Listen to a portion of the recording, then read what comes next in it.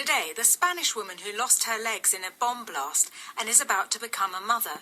She tells us how she stayed optimistic about life and why she refused to hate her attackers. Less than a year after the Basque separatist group ETA announced its armed campaign was over, Spain is still trying to come to terms with more than 4 decades of violence. About a week ago, ETA's political wing apologised publicly for the first time for all the pain caused by their armed struggle. Those who got caught in the crossfire might find it hard to forgive, but not Irene Villa. Back in 1991, when Irene was just a child, ETA planted 3 bombs in Madrid, one of them in Irene's mother's car. As a result of the explosion, Irene lost both legs and 3 fingers. Her mother was also injured. She lost one of her legs and an arm, and their wounds were so severe that mother and daughter had to be treated in different hospitals. On the line from Madrid, Irene told me through a translator about the day of the attacks. Bueno, aquel día nosotras íbamos al colegio, mi madre iba a trabajar y ETA nos había puesto una bomba. That day I was at home with my mother and my sister, and we were just getting ready to go to school when we listened the first explosion that day. And my sister was really, really scared, and we just asked her mother if that could happen to us, and she said, no, don't worry, that just happened to very important people, and we're not important people, so don't worry. We got out from our house, and my car exploded. It was a bomb in my car. It exploded when we were on our way to my school. My mother and myself. My sister she left the house before us. So you were on your way to school and a bomb blew up your car, and the next thing you remember is when you woke up in hospital. Tell me about that. Sí, lo primero que recuerdo fue ya despertarme en el hospital. Yes, I woke up in hospital.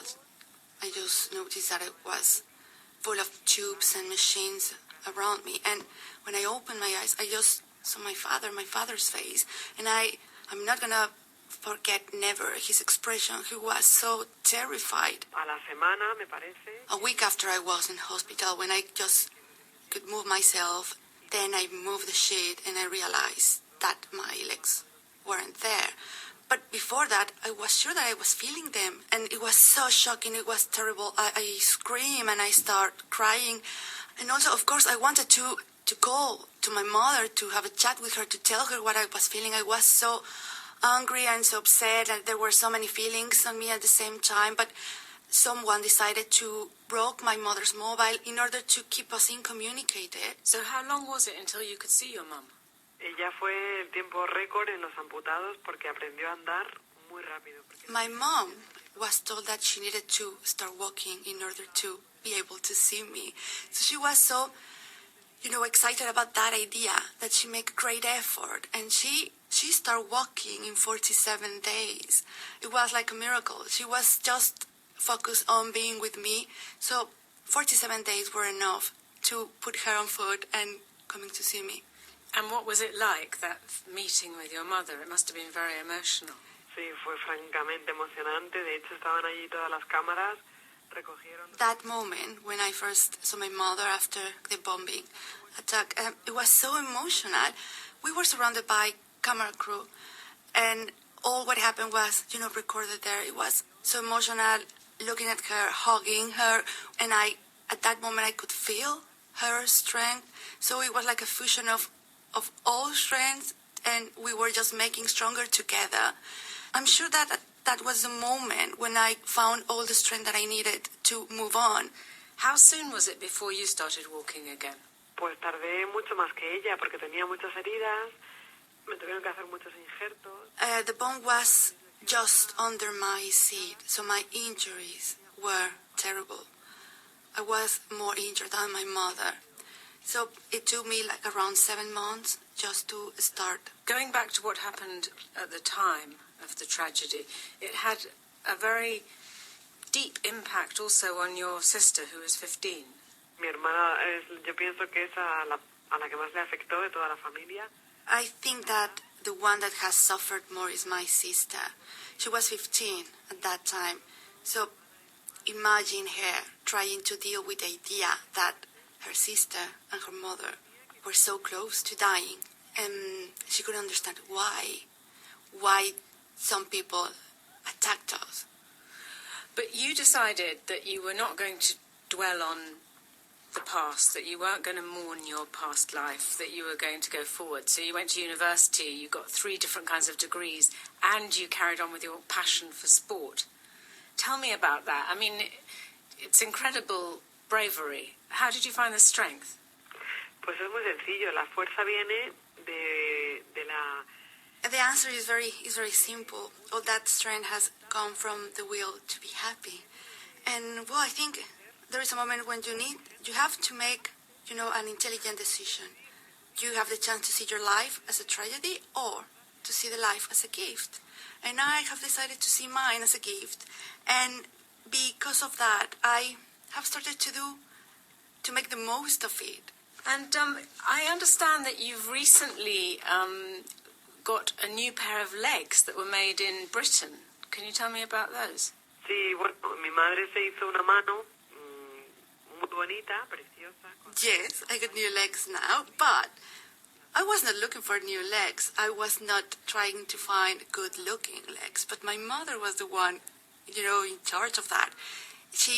It was the first to get a new hand, and it was so beautiful. You can even see the nails, and it was really, really pretty.